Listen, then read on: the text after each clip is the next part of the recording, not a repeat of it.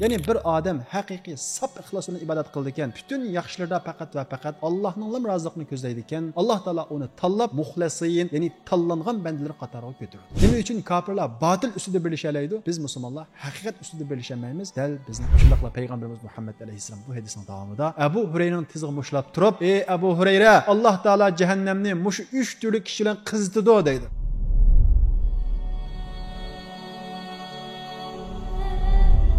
Bilginimizdek bizga içimizni vesvese qilib, bizga har xil yomon yo'llarni chiroyli ko'rsatadigan, harom yegizish uchun bizga har xil vositalarni osonlashtirib beradigan, shundaqla gunohga bizni tushirish uchun gunohni bizga zinnatlab chiroyli ko'rsatadigan, xiyolimizga, fikrimizga har xil savollarni tashlash orqali bizni iymonda, jannat haqida, do'zax haqida ikkilantirib, iymondan ajratish uchun to'xtamay harakat qiladigan nihoyat xatarlik bir dushmanimiz bor. Bu dushman bo'lsa shayton va iblis. Alloh taolaning buyruqiga xiloflik qilganlik uchun bu shayton iblis Allohning rahmatidan qo'g'landi. Bu o'zi Allohga cho'ngchilik qilib, o'zi gunoh qilib bo'lgandan keyin Alloh taologa Robbi bima ag'waytani la uzayyinanna lahum fil ardi va la ughwiyannahum ajma'in. Ey Robbim, sen meni gumroh qilganliging uchun men insonlarning hammani ozdirma, ularga gunohni, haromni, hayosizlikni, axloqsizlikni chiroyli ko'rsatib ozdirman deydi. Va shundaqla iblis illa ibadaka minhumul muxlasin. Lekin men sening bandalaringning ichidan muxlisinlarni ozdirolmayman. Ya'ni sen tanlagan bandalaringni ozdirolmayman deydi. Ya'ni shaytonning kuchi yetmaydigan, shayton ozdirolmaydigan o tanlangan kishilar kim? Bu kishilarning yuqorisi payg'ambarlardan boshlansa, tuni biz mu'minlar, biz musulmonlar ichidan qilgan bütün ishlarda faqat va faqat Allohning roziligini ko'zlagan, Allohdan savob kutgan ixlosmand bandalaridir. Ya'ni bir odam haqiqiy saf ixlos bilan ibodat qildi ekan, bütün yaxshilarda faqat va faqat Allohning roziligini ko'zlaydi ekan, Alloh taolo uni tanlab muxlisin, ya'ni tanlangan bandalar qatoriga ko'taradi. Mana bu vaqtda na shaytonning bu insonga kuchi yetadi. Chunki ixlos, komil bo'lgan ixlos shundoq bir narsaki, u banda bilan Allohning o'rtasidagi sir. Uni na shayton, hatto farishtalarmi bilmaydi. Ammo ixlos bo'lganida ekan, ixlosga daz ketadi ekan, shayton dal shu yerdan bizga hujum qiladi. Shundaqla ixlos buzildi ekan, bizdagi rag'bat, iymoniy qizg'inlik to'xtaydi. Shundaqla ixlos buzildi ekan, musulmonlarning orasida ziddiyat va ixtilof ko'payadi. Shundaqla ixlos buzildi ekan, musulmon ismli kishilar ko'payadi, ammo haqiqiy musulmonlar qolmaydi. Ya'ni shakli bor, ruhi yo'q, saxta musulmonlar ko'payadi. Bundaq musulmonlar qanchalik ko'paysimi, musulmonlarning ahvolida hech qanday o'zgarish bo'lmaydi. Eng muhimi, ixlos buzildi ekan, qilgan amallarimizning hammasi nol bo'ladi. Bu sababdan shayton bizni to'xtamay ixlosimizga daz ketkizish, ixlosimizni zidlash orqali ozdiradi. Shuning uchun shayton bizning ixlosimizga, niyatimizga har xil shubhalarni, har xil maqsadlarni qo'shish orqali bizning ixlosimizni buzish uchun tirishadi. Imom Hasan al-Basri ixlosmand kishilarga shaytonning qanday kuch yetmaydiganligini bildiradigan mundaq bir hikoyani naql qiladi. Bir odamning mahallasida kishilar Allohni qo'yib ibodat qiladigan, homildor ayollar uningdan tilaydigan bir daraxt bor ekan. Ya'ni but qilib olgan bir daraxt bor ekan. Bu odam Allohni qo'yib ibodat qilinishiga sabab bo'lgan bu shirkning manbasi bo'lgan daraxtni kesiman deb niyat qilib, deganda paltini bo'yniga esib chiqadi. Shayton bu odamning oldini to'sish uchun odam suratiga kirib, odamning oldini to'sadi. Va bu odamdan nega mangding deb so'raydi. Bu odam kishilar Allohni qo'yib ibodat qilayotgan u daraxtni keskelamang deydi. Odam suratidagi shayton bu daraxtni kesmagan deb bu odamning oldini to'sadi. Lekin bu odam shaytonni tutib, yiqitib o'tib, yo'liga davom qiladi. Shayton bu odamning oldiga yana kirib, kesmagan, men senga har kuni 2 tilla oltin beray, deganda qo'pib yostiqning ostiga qarag'in, shu 2 tillani ilib xajlagan kishilar ibodat qilsa o'ziga deydi. Bu odam oldidan bu 2 tillani bir ilib olay degan maqsadda keynigan edi. Va degani qopib qaraydi. Darvaqa yostiqning ostida 2 tilla oltinni ko'radi. Bu odam oltinni elib, yana saqlaydi.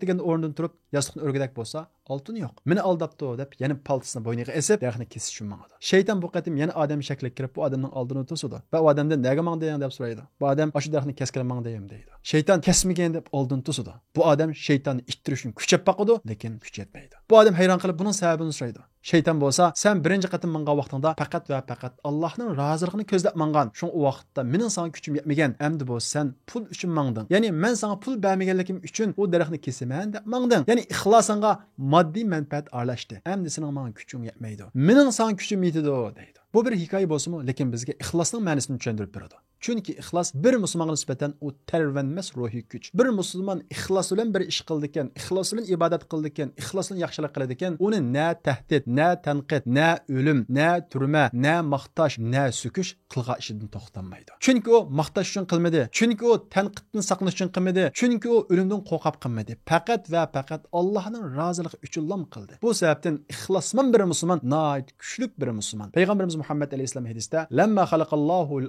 arda, Alloh taolo tunji qatim zamin yaratgan vaqtida zamin terbaydi. Ondan keyin Alloh taolo tog'ni yaratadi, zaminning tavrishi to'xtab, bekiydi. Fa'ajabatil malaikatu min shiddatil jibal. Farishtalar tog'ning nihoyat qattiq va ig'liqidan hayron qilib, "Ey Alloh, bu tog'dimi kuchli narsa bormi?" deydi. Alloh taolo, "Na'am, al-hadid." Ba, tümür taqdimmi kuchlik deydi. Farishtalar hayron qilib, "Tümürdimi kuchli narsa bormi?" deydi. Alloh taolo, "Na'am, an-nar." Ba, o't deydi. Anikin farishtalar yana, "O'tdimi kuchli narsa bormi?" deydi.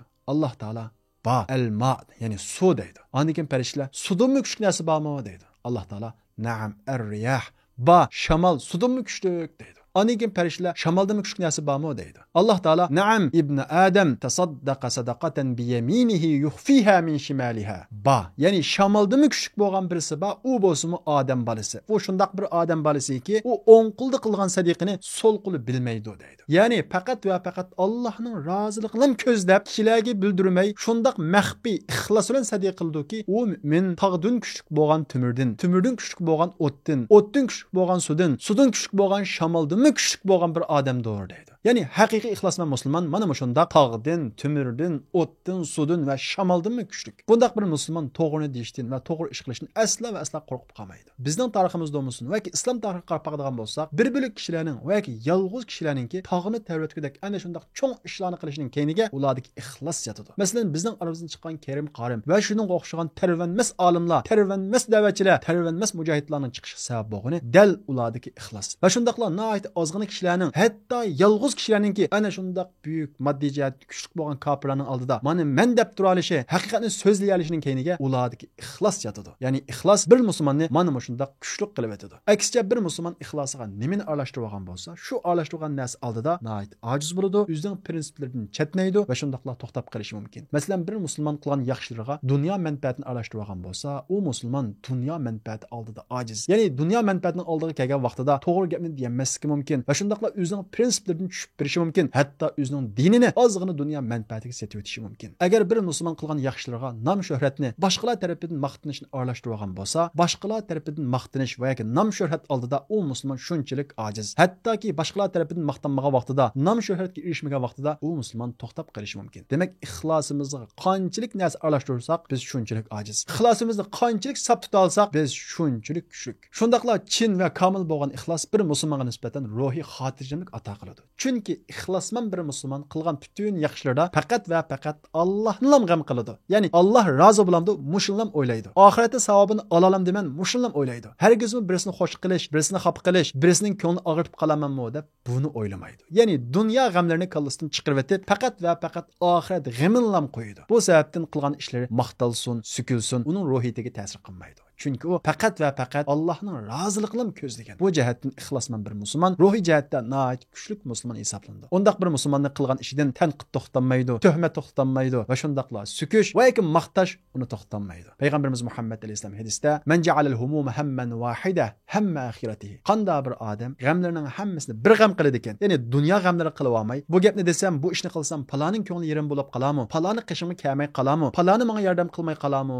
Demasdan hamman wahida faqat va faqat Alloh rozi bo'lsa yetar deb oxirat g'amini qilsa, kafahulloh. Alloh taolo uni kifoya qiladi. U ansirgan ishlarda, rizqidan ansirgan bo'lsa, boshqalar tomonidan hurmat qilinmaslikdan ansirgan bo'lsa, shu ansirgan butun ishlarda Alloh taolo uni kifoya qiladi. Va man tasha'abat bihil humum fi ahvalid dunya lam yubalillahu fi ayyi awdiyatiha halak. Agar qandaq bir odam g'amlarini dunyoning ahvollariga tarqatib atgan bo'lsa, agar men bu to'g'ri gapni desam va yoki bu to'g'ri ishni qilsam, paloni xafob qolarmi, paloni menga hurmat qilmay qolarmi, paloni so'zlarimni tinchimay qolarmi, atrofimdan tarab ketami deb shu dunyodagi ishlarga diqqatlining hammasini tarqatayotgan bo'lsa, oxirat g'amini Alloh mendan rozi bo'larmi, Alloh mendan xafa bo'larmi, Alloh mendan xush bo'larmi deb buni o'ylamagan bo'lsa, Alloh taolo uni qaysi bir jilg'ida, qaysi bir vodida halok bo'ladi, uningga parvo qilmaydi. Alloh uni tashlab etadi deydi. Demak, ixlosman banda faqat va faqat Allohni g'am qilgan bo'lg'achqa, uning boshqa ishlariga Alloh taolo kifoya qiladi. Shundaqla chin va komil bo'lgan ixlos har qanday bir jamiyat va yoki bir tashkilotningki birligining, ittifoqining asosi. Qanday bir jamiyat va yoki tashkilotda ixtilof ko'payib ketsa, ya'ni mangadigan yo'li bir turib, ishongan kitobi, hatto fikriy yo'linishi bir turib, orasida ziddiyat chiqqan bo'lsa, bu yerda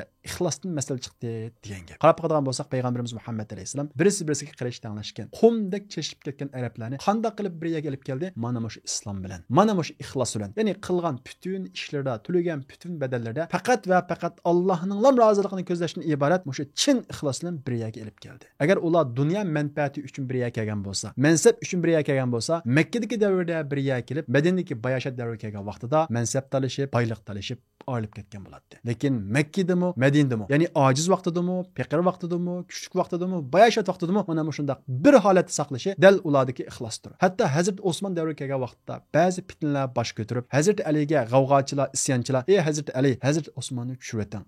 Biz sizga bay'at qilayli. Siz bütün musulmonlarning xalifasi bo'ling" degan vaqtida Hazrat Ali keskin rad qilgan. Hatto o'zining ikki o'g'lini Hazrat Osmonni qo'g'dashga avatgan. O'zi bo'lsa Hazrat Osmonning qashib turgan. Ana shundaq mansab kelgan fursatda Hazrat Alini g'avg'ochilarning qashda emas, Hazrat Osmonning qashda turg'izgani uningdagi ixlosdir. Uningdan keyin kelgan fitnalardimi Hazrat Hasanninki huquqni Hazrat Muaviyaga o'tkazib berishi dal musulmonlarning birligi uchun uningdagi ixlosdan bo'lgan. Ya'ni Hazrat Hasanning ixlosiga dunyo manfaati, mansab olishib qolmagan bo'lg'achqa, agar musulmonlar birlashadigan, bilinmaydigan ish bo'lib qolsa, mayli deb haqliq turib o'zidagi mansabni, o'zidagi huquqni Hazrat Muaviyaga bergan. Demak, ixlos bir jamiyatni birlik keltirib qolmasdan bosh ko'targan ziddiyatni besib tura oladi. Qanday bir odamda ixlos bo'ladi ekan, u jamiyatdagi ixtilofni besib tura oladi. Aksicha bir jamiyatda ixlos bo'lmaydi ekan. Va shundaqla u jamiyatning yetakchilarida, olim ulamolarda ixlos buziladi ekan, u jamiyatda ixtilof ko'payadi. Birisi birini e'tirof qilmaydi. Chunki uni e'tirof qilsa, uning qildigan hurmat, uning qildigan moddiy yordamlar uning ketib qolarmi deb ansiraydi. Ya'ni ixlosga moddiy va yoki ma'naviy manfaat aralashgandan keyin u yerda ixtilof yuz berdi. Albatta, bundaq bir moddiy va yoki ma'naviy manfaat aralashgan vaqtda buni hech kim oshkor ifoda qilmaydi. Aksicha uni har xil bahonalar bilan yapadi. Ya'ni men musulmonlarga xizmat qilmoqchi, va yoki men musulmonlarni kuchlantirmoqchi, va yoki u mundaq, bu mundaq deb har xil bahonalar bilan o'zining ixlosiga aralashgan moddiy va yoki ma'naviy manfaatlarni yushiradi. Amaliyotda ixlos bo'ldi ekan, ya'ni qilgan ishida faqat va faqat moddiy manfaat emas, va yoki ma'naviy manfaat emas, hurmatga o'xshash faqat va faqat Allohning roziligi bo'ldi ekan, biriga kelmaydigan, talishadigan hech narsa bo'lmaydi. Qarab qilgan bo'lsak, dinga ishonmaydigan kofirlarni biriga kelyotdi, birlashyotdi. O'xshamagan millat, o'xshamagan din, o'xshamagan irqdagi kishilarmi bir to'pning, futbolning atrofida birlik kelyotdi. Hatto o'xshash bir ishni baqqanligi uchun ittifoq qilganlarni o'zaro biriga kelyotdi. Nima uchun kofirlar botil ustida birlashalaydi? Biz musulmonlar haqiqat ustida birlashamaymiz, dal bizning ixlosimizning masala bo'lganligi uchun. Chunki qarab qilgan bo'lsak, kofirlarningki erishadigan moddiy manfaati va ma'naviy manfaatlar o'z oldiga. Ya'ni talishadigan narsa yo'q. Ammo shu diniy sohadagi olimlar bo'lsin va har qanday shu hurmat va moddiy manfaatlar o'rtaq keladigan mush sohadagi kishilarning ziddiyatga tushib qolishi dal ularga keladigan ma'naviy va moddiy raqobatdan kelib chiqqan bo'ladi. Agar bizda haqiqiy samimiyat, haqiqiy ixlos bo'ldi ekan, o'zimizning sohasidagi yana bir qarindishimizga aslo hasad qilmaymiz. Uni e'tiborsizlashtirmaymiz, uni kichik ko'rmaymiz. Aksicha bizning qarindishimiz, shundaqla bizning sohamizni gullantiradigan, Alloh yo'lida birga xizmat qilgan qarindishimiz deb qaraymiz. Mana bu shunday qaray olsak, o'zimizning sohasidagi kishilar bilan birga kelalsak, mana bu bizdagi ixlosning alomati. Aksicha o'zimizning qilgan ishni hammadan muhim. Hatto mush orqali vatanni ozod qilaman, ammo boshqaning qilgan ishni yo'q deb sanaydi ekanmiz. Amaliyotda buni boshqa xil bahona bilan yurgan bo'lsakmi, bu bizning qalbimizdagi nafsoniyatchiligimiz, ya'ni ixlosimizning ig'ir darajada buzilganligining bir alomatidir. Shunga shayton bizning ixlosimizni buzishga nihoyat kuchaydi. Chunki ixlosimiz buzilsa, oramizda mana shunday ziddiyat bo'ladi. O'xshash bir sohada xizmat qilib turib birga kelolmaymiz. O'xshash Alloh yo'lidagi bir ulug' ibodatni qilib turib, oramizda ziddiyat ko'payadi. Birimizni e'tirof qilmaymiz. Demak, ixlosimizni buzvasa, shaytonning bizdan chatqa bo'lmasimi, biz birimiz bilan mashg'ul bo'lib o'tamiz. Oxirida tugaymiz. Shuning uchun qumda kechilib ketgan sahobalarni birlashtirgan bu islom bizni mi birlashtirsa bo'ladi? Sahobalarni ezib qilgandek bizni mi ezib qilsa bo'ladi deydiganmiz. Qalbimizdagi bu tamoqorlikni tozalashimiz, shundaqla qilgan har bir ishimizda sop ixlosni yetildirishga tirishishimiz kerak. Mana shu vaqtda islom bizni birlashtira oladi. Shundaqla islom bizni azizlikka erishtira oladi. Undaq bo'lsa, ixlosni qanday yetildiramiz? Old bilan biz ixlosning nima ekanligini qaytadan bir tunib chiqaylik. Ixlos degan nima? Ixlos deganimiz bütün qilgan ishlarimizga, ya'ni ibodatlarimizga, yaxshilarimizga Allohdan boshqa guvohchi izlamasligimizdir. Ya'ni ma ishni men Alloh yo'lida qildim deydi ekanmiz. Alloh bildimi? Yeter. Hech kim bilmasmi? Faqat va faqat Alloh bilsa yeter deyishimiz mana bu ixlos. Undan boshqa ixlos deganlik qalbimizni boshqalarning mulohizlaridan pokizlashimiz deganlikdir. Ya'ni ma gapni desam, ma ishni qilsam, xah nim deb qola degan bu xil butni tozalab chiqarishimizdir. Faqat va faqat qalbimizda Xoliq nimda degan, ya'ni yaratquchi nimda degan bu xil iddiani bekitishimiz mana bu ixlosdir. Ixlos deganimiz qilgan bütün yaxshiliklarimizda faqat va faqat Allohdan mukofot kutish va shundaqla bu mukofotga dunyoviy har qandaq bir g'arazni aralashtirmaslik mana bu ixlosdir. Masalan, qilgan yaxshilarimizda Allohmi rozi bo'lsin, lekin azroq obraz tiklay, azroq nom atoqqa erishay deb qoldi ekanmiz, ya'ni ixlosimiz dast ketgan bo'ladi. Shundaqla ixlos Alloh uchun qilgan ishlarimizni boshqalar bilsin, boshqalar bilmasin, boshqalar maqtasin, boshqalar maqtamasin, hatto so'ksin, o'xshash tek siziqda qilishimiz mana bu ixlosdir. Ixlos shundaq bir qalb ibodatiki, ixlos bo'lmagan har qanday amal Allohning nazarida nolga hisob. Ixlossiz ko'p ish qildim deb xo'sh bo'lgan odam, saxta pul tepib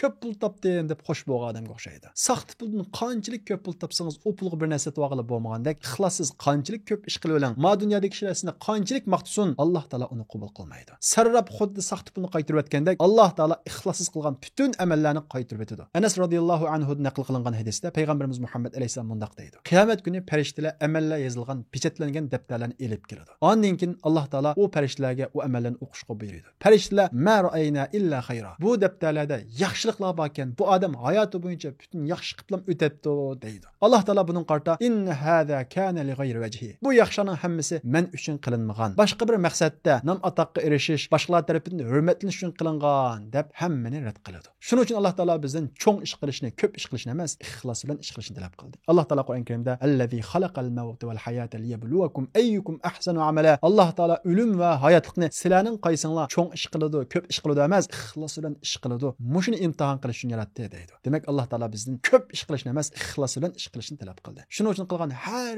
bir ishimizda Allohni rozi qilishdan boshqa har qanday bir g'azni qo'shirishni saqlashimiz kerak. Va shundaqla Allohni rozi qilish bilan birga uningga boshqa bir narsani o'rtaq qilib olishni, shirk qilib olishdan qattiq saqlanishimiz kerak. Chunki Allohning roziligini ko'zlab qilingan oddiy ishlarmi bizni jannatga olib kirishga yetarli. Payg'ambarimiz Muhammad alayhisalomdan naql qilgan hadisda bir it ussizlikdan nihoyat hasrab ketgan edi. Bani Isroildan bir ayol o'tik bilan suv ichib, quduqdan bu itni sug'urib qo'ydi. Mana mush ish sababli Alloh taolo bu ayolni afv qiladi. Bu ayol bo'lsa bir zinoxor, fohisha ayol edi. Ya'ni darri o'ladigan, islomda jazosi bo'lgan bir gunoh qilgan bir ayol edi. Bu ayol faqat va faqat Alloh rizosi uchun, boshqalar ko'rsin, hayvonga kuyin degan emas, faqat bu bir jonliqkan deb uni bir sug'urib qo'yganligi uchun Alloh taolo uni afv qildi. Bu sababdan payg'ambarimiz Muhammad alayhisalom Muaz ibn Jabalga "Axlis dinak yakfikal qalilu min al-amal." Diningga ixlos bilan amal qilgin. Mushunda qilsang sen oz amalni yetadi deydi. Boshqalarning hurmatiga erishish va yoki boshqalarning nazarida cho'ng ish qildi deyish uchun jafo tortgan, hag'an mushundaq insonlar xuddi tushk xaltiga pul tashlaganga o'xshaydi. Ya'ni uning qimmati bo'lmaydi, uni xajlayolmaydi.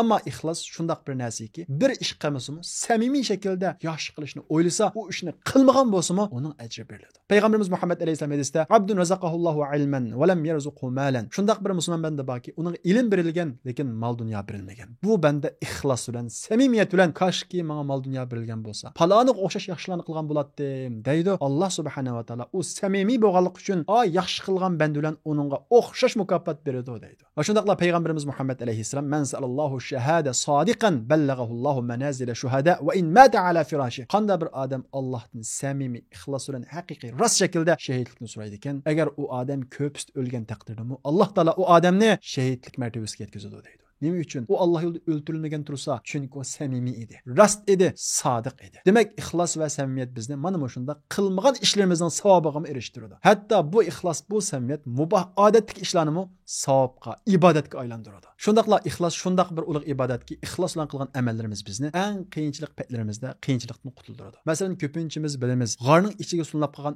3 odam g'ordan qanday qutuldi? Alloh yo'lida ixlos bilan qilgan amallarni vasila qilish orqali qutuldi. Biz ixlos bilan qilgan amallarimizni vasila qilish orqali qiyinchilikdan qutulish yo'llarida Allohdan tiliy olamiz. Va shundaqla ixlos bilan qilgan amallarimizni vasila qilish orqali Allohga duo qila olamiz. Alloh subhanahu va taolo Qur'on Karimda kimida qattiq buron chiqib o'lib ketay deb qolgan vaqtida ixlos bilan duo qilganligi sababli u odamni qutuldirib qolganligini bayon qiladi. Demak, ixlos mana shundaq ulug' ibodat. Ixlos oxiratimiz uchun emas, mushu dunyoligimiz, muvaffaqiyatimiz uchun intayin muhim. Chunki ixlos deganlik sirtdan hech qanday bir manfaat kutmasdan qatirqinib bir ishni qilish deganlik. Biz dunyoviy ishlarni qilgan vaqtimizda u ishni qilishdan ko'z qilish, shuhrat qilish emas, shu ishni yaxshi qilish qilib ixlos qildigan bo'lsak, muvaffaqiyat keyindan agishib keladi. Agar biz muvaffaqiyat qozonishni niyat qilib olsak, ya'ni ixlosman bo'lgan bo'lmaymiz. Bu vaqtda muvaffaqiyat kelmaydi. Ya'ni muvaffaqiyatni qo'llashmasa, faqat va faqat shu ishni qilish bilan markazlashsak, ya'ni ixlos bilan qilsak, u muvaffaqiyat keyindan bizni qo'g'lab keladi. Demak, ixlos bir musulmonga nisbatan shaytondan qo'rg'on va shundaqla amal ibodatiningki qabul bo'lish sharti. Va shundaqla ixlos bilan kichik ishlar cho'ng bo'ladi. Ixlossizlik bilan cho'ng ishlar qabul qilinmaydi. hatto yomon oqibatga olib boradi. Chunki ixlos bo'lganda deganlik Alloh qilingan eng chong hurmatsizlikdir. Qarab qilgan bo'lsak, payg'ambarimiz Muhammad alayhissalomdan naql qilingan hadisda Alloh yo'lida eng ulug' ibodat qilgan 3 kishi qiyomat kuni eng burun chaqirtiladi. Bular bo'lsa, birinchisi Alloh yo'lida urush qilib o'ldirilgan shahid, ya'ni mujohid. Ikkinchisi bo'lsa, Alloh yo'lida pul mollarini sarf qilgan saxovatchi. Uchinchisi bo'lsa, qori. Qiyomat kuni mana shu 3 turli kishi eng burun chaqirtiladi va har biridan so'raladi. Alloh taolo oldidan qoriga deydi: "Men sana kitobimni o'rgatmadimmi?" deydi. Qori, "Men o kitobni o'qidim" deydi. Alloh taolo kezabdi, yolg'on aytding deydi. Farishtalarmi kezabdi, yolg'on aytding. Sen bo'lsang paloni qori, paloni dangliq, mashhur qori, chiroyli o'qiydi deb, mana shundaq ixlosingga nom, shuhrat va hurmatni qo'shding. Faqat qila, kishilar seni paloni mashhur qori dedi, so'rovlarga chaqirib Qur'on o'qitdi, hurmatladi. Ko'zlagan mukofotining hammani olding deyiladi. Ondan keyin pul mollarini Alloh yo'lida sarf qilgan boy keltiriladi. Alloh taolo uningga: "Men seni boshqadan behojat qilmadimmi? Ya'ni men sana keng rizq bermadimmi? Buni nimaga ishlatding?" deydi.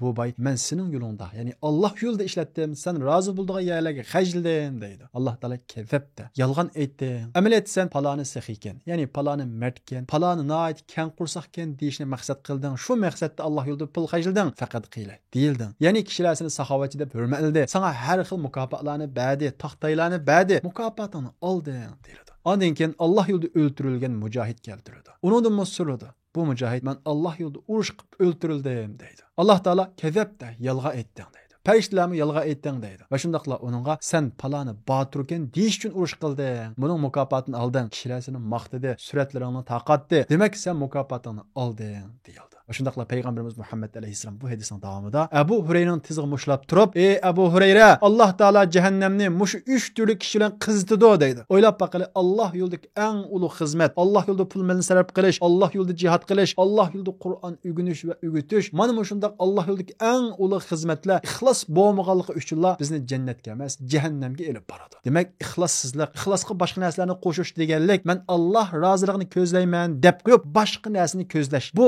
Allohning oldiganlik. Bu Alloh qilingan eng chong haqorat. Bu sababdan ixlossiz qilgan amallar bizni mana shundaq yomon oqibatga elib boradi. Shuning uchun Alloh taolo bizni Qur'oni Karimda: "Qul inni umirtu an a'budalloha mukhlishan lahuddin" Ey Muhammad, kishilarga aytqinki, men faqat xolis, ixlos bilan ibodat qilishga buyurildim deb kishilarga buni aytqin. Hargizmi ibodatlarda qilgan yaxshilarda dunyoviy manfaatni ko'zlab qolmasin deb Alloh taolo bizni ogohlantirdi. Va shundaqla Alloh taolo: "Ala lillahi'd-dinul xolis" Diqqat, faqat sap ixlos bilan qilingan ishlam Allohga xosdir. Uning mukofotini Alloh beradi. Ixlos bo'lmagan boshqa bir maddiy manfaat aralashgan har qanday bir ish Allohga xos emas. Uning mukofotini Allohdan ololmaysizlar deb ixlosimizni doim pokiz tutishga buyuradi. Shuning uchun biz har vaqt ixlosimizni muhofazat qilishimiz, mayli nima ish qilmaylik, oldi bilan o'zimizning ixlosini bir tekshirib o'tib, rost men bu ish orqali Allohning mukofotini orzu qildimmi? Allohdan savob mukofot kutdimmi yoki buningga boshqa ishni qo'shib oldimmi? Buni tekshirib turishimiz kerak. Chunki nurg'ulg'an jafolarni tatib, qiyomat kuni oq qo'l bosaq, uning ustiga Allohga hurmatsizlik qilganligimiz sababli uning jazosini tatsak, bu nihoyat echinishli bir ish bo'ladi.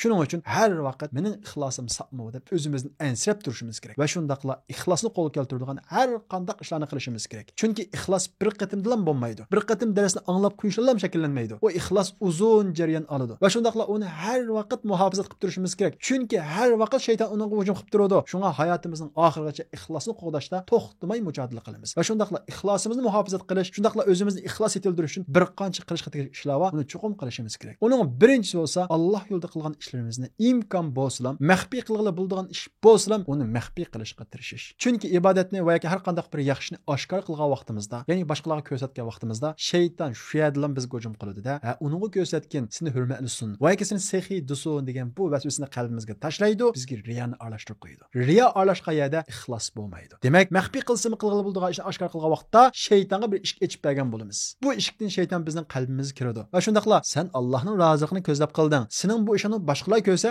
sendan ilhom olishi mumkin degan o'xshagan vasvasalar bilan texmi riyo qilishga, texmi ko'z qilishga undaydi. Natijada bo'lsa, Allohning roziligiga boshqa bir dunyoviy manfaatni, ya'ni ma'naviy manfaat bo'lgan ko'z qilish, ko'rsatish, boshqalar oldida hurmatlanishni o'zimiz his qilmay qo'shab solamiz. Bir kuni payg'ambarimiz Muhammad alayhissalomning qishig'iga bir odam keldi. Ya'ni nihoyat samimiy shaklda keldi. Ey Rasululloh, men Alloh yo'lida Allohning roziligini ko'zlab bir ish qilishni xohlayman, lekin Allohning Allohning roziligini ko'zlash bilan birga u qilgan yaxshim orqali boshqalarningmi mening o'rnimni ko'rishini xohlayman. Buning hukmi qanday bo'ldi deb keldi. Payg'ambarimiz Muhammad alayhissalom bu savolga javob bermay qoldi. Mana shu vaqtda tuvandagi oyat nozil bo'ldi. Faman kana yarju liqa'a rabbih falyamal amalan solihan va la yushrik bi'ibadati rabbih ahada. Qandaq bir odam Allohga uchrashni yaxshi ko'rsa, ya'ni Allohning qishig'iga berib savob mukofotini to'liq olay deb o'ylasa, yaxshilarni qilsin va qilgan yaxshiga hech qanday bir o'rtoqni, shirkni qo'shib ya'ni faqat va faqat Allohning lam savobini ko'zlasin deyish orqali bir yaxshi qilishda ham Allohning roziligini ko'zlash, ham kishilarning uning o'rnini ko'rishni orzu qilishning to'g'ri emasligini o'tirib qo'ydi. Buni anglagandan keyin sahobalar ixlosini qo'g'dash, ixlosni himoya qilish uchun qilgan bütün yaxshilarni yushishga boshladi. Hatto Madinada shunday bir yaxshi odat paydo bo'ladi. Ya'ni faqirlarning, miskinlarning uyining oldiga yemakliklarni, oshliqlarni olib qo'ydi. Kechida atdiganda u faqirlar uyining oldiga chiqqandan keyin ehtiyojli narsalarni ko'radi. Uni kimning akaganligini,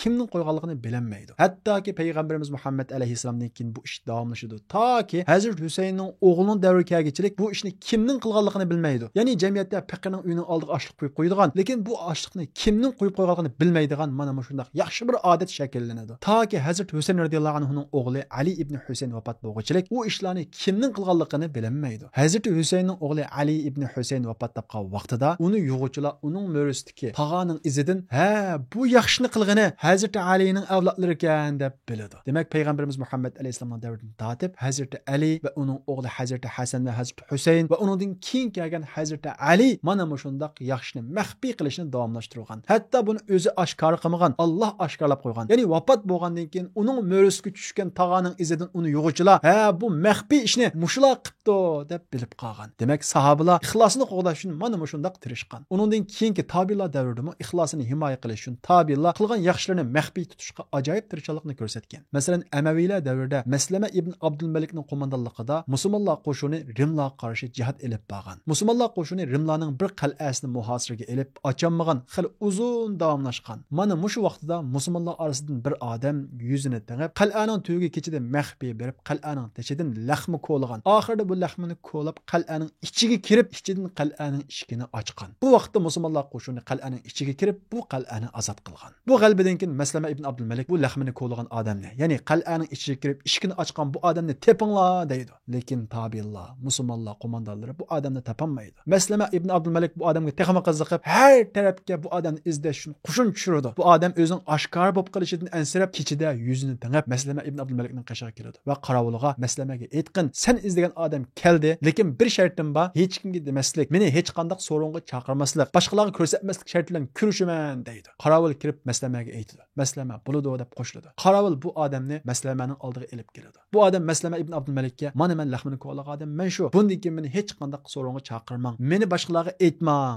deganicha chiqib qaytib ketadi. Shuningdan keyin Maslama ibn Abdulmalik bu odamni ko'rmaydi. Ya'ni qo'shinning orasiga singib ketadi. Maslama ibn Abdulmalik bu odamning ixlosini ko'rib, har duosida, "Ey Alloh, meni o'sha odam bilan birga hashr qilgin, qiyomatda o'sha odam bilan birga qilgin" deb duo qiladi. Mana bu tabiilardagi, sahobalardagi ixlos. Endi bugungi kunda o'zimizning ahvoliga bir qarab boqaylik. Sahobalardagi ixlos nada, tabiilardagi ixlos nada, bizdagi ixlos nada? Nima uchun sahobalarni birlashtirgan, sahobalarni kuchlantirgan, sahobalarni ezlik erishtirgan bu islom bizni ezlikka erishtirmadi? Nima uchun ixtilofga olib qo'ydi? Dal bizdagi ixlosning naqadar ojizlashib ketganligi va yoki naqadar ziddlanib ketganligi, naqadar bulg'anib ketganligini ko'ra olamiz. Chunki biz qilgan yaxshilarimizni biroz ko'misa, olqishlamasa, hurmatlamasa, ko'nglimiz yerim bo'lib ketadi. Vaholanki sahobalar, tabiinlar o'zini yushirib bo'lmay qoladi. Boshqalarning hurmatidan o'zini qochirib bo'lmay qoladi. Hatto olim, mashhurroq sahobalar ko'chaga chiqqan vaqtida xahmini tunib qilib, mollarini azaroq setib samsun, yuzimga tayinib, "Melni azan elvamay" deb yuzlarini yo'gab chiqatdi. Shundaqdimi savdogarlar tunib qilib, mollarining bahosini tushirgan vaqtida "Innama nashtari bi amwalina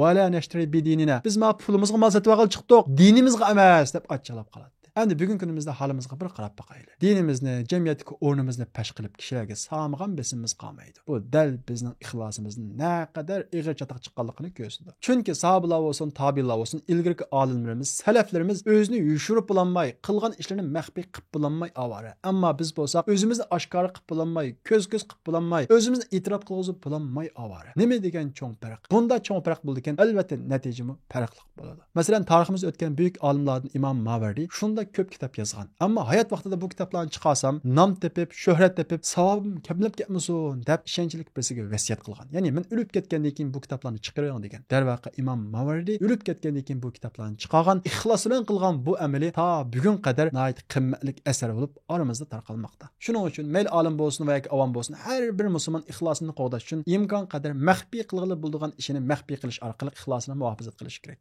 Uchinchisi, qalbimizni xuddi Maryam alayhissalomdek pokiz tutib, "Xah nim deb qala" degan bu xil butdan tozalashimiz kerak. Qarab bo'lsak, Maryam alayhissalom dadisiz tug'ilgan bu vaqtni Alloh taolo buyurganligi uchunla "Xah nim deb qala" demasdan faqat va faqat Alloh buyurdimi yetar deb xalqini qashig'i elib bordi. Demak, biz qalbimizga "Xah nim deb qala" degan narsani sulg'andan keyin Allohning buyrug'i bizga ig'ir keladi. Alloh da deganni, Alloh qil deganni qilolmay qolamiz. Chunki ixlosimizni masal chiqqan. Shuning uchun ixlosimizni qo'dayli deydi ekanmiz, qalbimizni xalqlarning muloyisidan butunlay tozalab faqat va faqat Allohning roziligidan bekitishimiz kerak. To'rtinchisi, har vaqt Allohning eng buyuk ekanligini unutmasligimiz kerak. Biz kishilarni ko'zimizni yo'g'intib olgandan keyin kishilarning maqtashini ko'zlaymiz, kishilarning hurmatini ko'zlaymiz, Allohning buyukligini unutmaymiz. Kishilarni yo'g'inatgan ekanmiz, Allohni kichiklatib solamiz. Esimizda bo'lsin, biz ko'ziga kirish, biz arzish, ularning hurmatiga erishish uchun tirishayotgan insonlar bizga o'xshash insonlar. Alloh taolo bu vaqtda innallazina tad'una min dunillahi ibadun amsalukum. Sizlar Allohni qo'yib ibodat qilayotgan kishilar, ya'ni Allohni unutib, uning hurmatlanishi, uning arzish uchun harakat qilayotgan kishilar sizlarga o'xshash Allohning bandalari. O, sizlar buyuk bo'lgan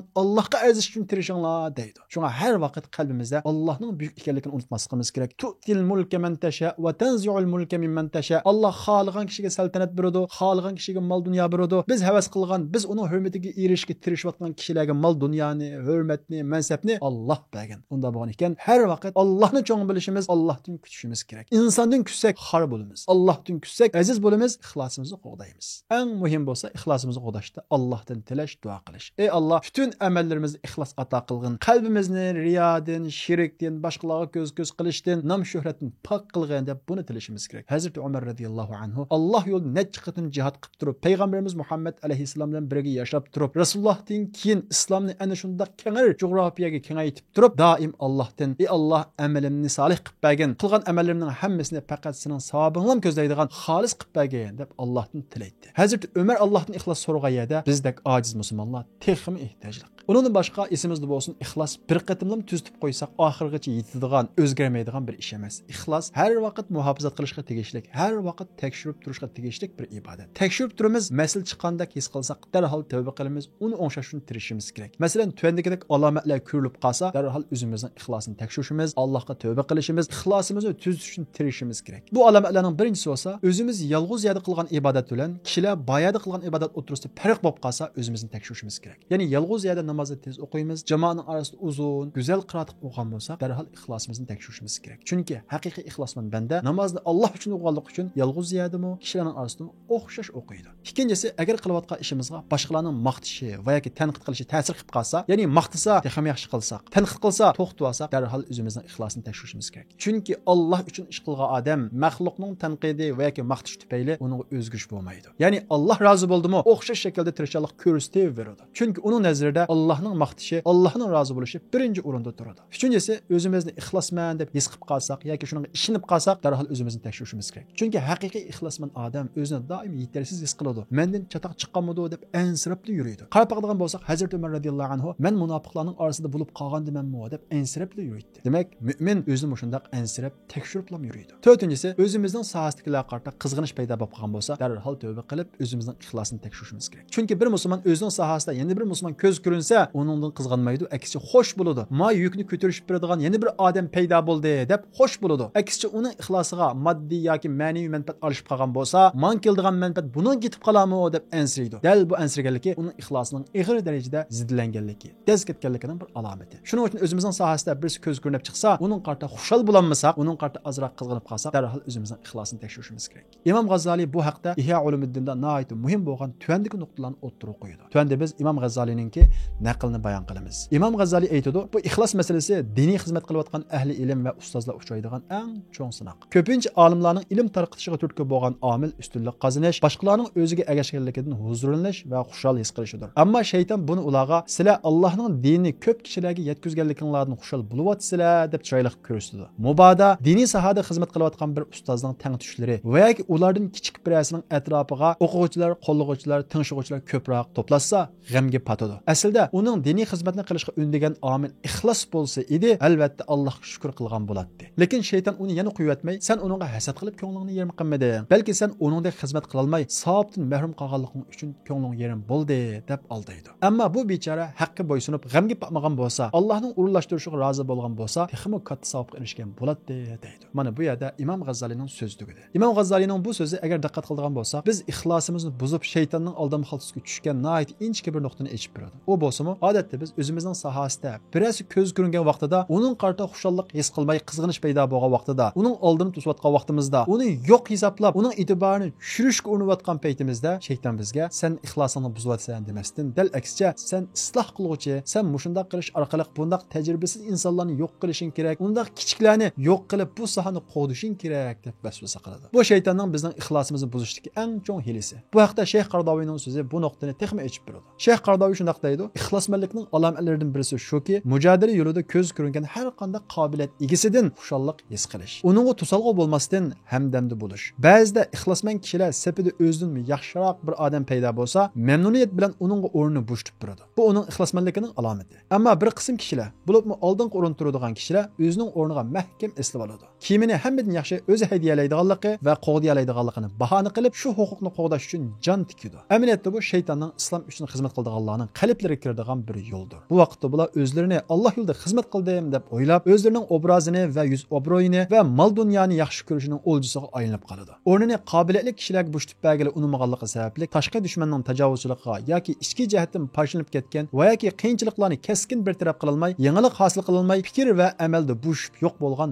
nurg'un tashkilot va rahbarlar bor. Bunday kishilarning ichida o'zining qobiliyati va iqtidoridan ortiq mas'uliyatni ustiga olib olganlarmi bor. Amaliyotda bular bu mas'uliyatga hasni qo'sha oladigan qobiliyat egalarining yo'lini to'sib qo'ydi. Navoda bu qobiliyatli kishilar yosh bo'lib, tajribasi kam bo'lsa, amaliy praktik qilish orqali tajribaga ega bo'ladi. Jafo tortish orqali pishib yetiladi. Shaksizki, ilm degan o'rganish orqali qo'lga keladi. Shayx Qardavining so'zi mushu yerda oxirlashdi. Bu so'zlar Shayx Qardaviningki Niyat va ixlos nomli kitobidan naql qilingan. Demak, ko'z ko'ringan yoshlarningki ko'zimizga sig'masligining keyniga, garchi biz ularni kichik, tajribasiz deb atagan bo'lsak-mu, amaliyotda qo'limizdagi ishdan ayirib qilishdan iborat bir nafsaniyatchilik yotadi. Lekin biz bu nafsaniyatchiligimizni Shayx Qardavi aytgandek boshqa so'zlar bilan yapamiz. Agar biz qilayotgan ishimizni Alloh uchun qildik deb o'ylagan bo'lsak, u sohada kim ko'z ko'rinsa onundan xushallik topamiz. Chunki Alloh yo'lida xizmat qilgan odam uningda haqiqiy ixlos bo'ldi ekan, u boshqalarni raqobatchi emas, shu sohadagi bir yordamchi, shu sohani taraqqiy qildiradigan bir kuch deb qaraydi. Shunga bu nuqtada ixlosimizni muhofazat qilish uchun o'zimizning sohasida qanday bir odam Alloh yo'lida xizmat qilaman deb chiqadi ekan, uni qo'llashimiz kerak, uning bilan xushallik topishimiz kerak. Agar qalbimizda uning bilan xushallik topish emas, uning qarta ozroq bearomchilik paydo bo'ldi ekan, darhol qalbimizni tekshirib Allohga tavba qilishimiz kerak, ixlosimizni tozalashimiz kerak.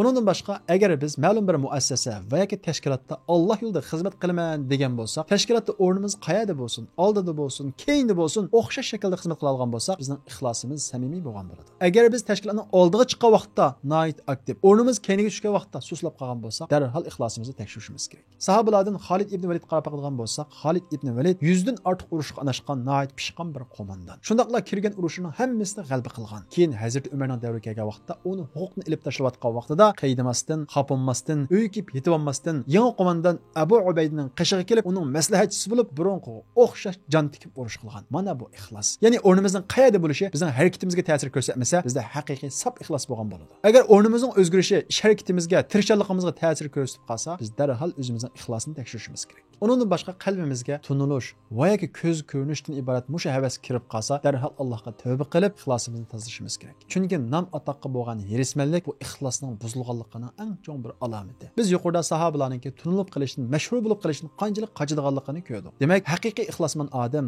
tunilib qilishdan, mashhur bo'lib qilishdan va shundaqla qilgan ishni oshkor qilishdan qattiq qochadi. Chunki u faqat va faqat Alloh uchun qilgan bo'lg'achqa mukofotini kishilarning hurmati va yoki boshqa kishilar orqali ko'ydirib qo'yishdan qo'rqadi. Faqat va faqat Alloh kattala ilishni xohlaydi. Bizning qilgan ishlarimizni kishilarning bilmasligi yoki bizni tunimasligi qilgan ishlarimizning kichik ish yoki savobi oz ish ekanligini bildirmaydi. Bilganimizdek biz ismini bilmaydigan nurg'un payg'ambar bor. Faqat bir qancha payg'ambarning ismini bilamiz. Ammo u payg'ambarning ismini bilmaganligimiz ularningki Allohning nazaridagi qimmatini qat'iy tushirmaydi. Va shundaqla biz ismini bilmaydigan nurg'unlig'in kishilar bor. Masalan biz buyuk sahobalarni bilamiz, ammo shu buyuk sahobalarni tarbiyalagan ota Allohni bilmaymiz. Buyuk olimlarni bilamiz, lekin u olimlarni tarbiyalagan kishilarni bilmaymiz. Shu olimlar qanchalik savobga erishgan bo'lsa, bilinmagan ularni tarbiyalagan ustozlar ular bilan o'xshash yoki ularning katta savobga erishishi mumkin. Ya'ni kishilarning bizni bilmasligi Allohning nazaridagi o'rnimizga qilchilik ta'sir ko'rsatmaydi. Shuning uchun qalbimizga tunilish yoki qilgan yaxshilarimizni kishilarningki bilishidan iborat shundaq bir havas kirib qolsa, darhol ixlosimizni tekshirishimiz kerak va ixlosimizni tozalashimiz kerak. Mana bu biz yuqori so'zlagan ishlar bizning ixlosimiz daxliga uchirgan vaqtda ko'riladigan alomatlar. Agar bu alomatlardan birisi ko'rlab qolsa, darhol Allohga tavba qilib ixlosimizni qaytadan tekshirib chiqishimiz kerak. Chunki ixlosni yo'qotib qo'ysak, qanchalik jafo tortsaqmi, qilgan jafolarimizning hammasi behuda ketadi. Alloh taolo Qur'on Karimda va qadimna ila ma amilu min amalin faj'alnahu haba'an mansura. Biz ixlossiz qilgan amallarni uchib yurgan to'zonda qilibimiz deydi. Ya'ni Allohning tarozisida hech qanday qimmati bo'lmaydi. Alloh taolo hammamizni shaytonning vasvasasidan saqlab, ixlosimizni sap tutqul nasib qilsinki, amallarimizni tushuk bo'lmagan, sog'lom bo'lgan holatiga solib qiyomatga sog' salomat elib ketgan nasib qilsin.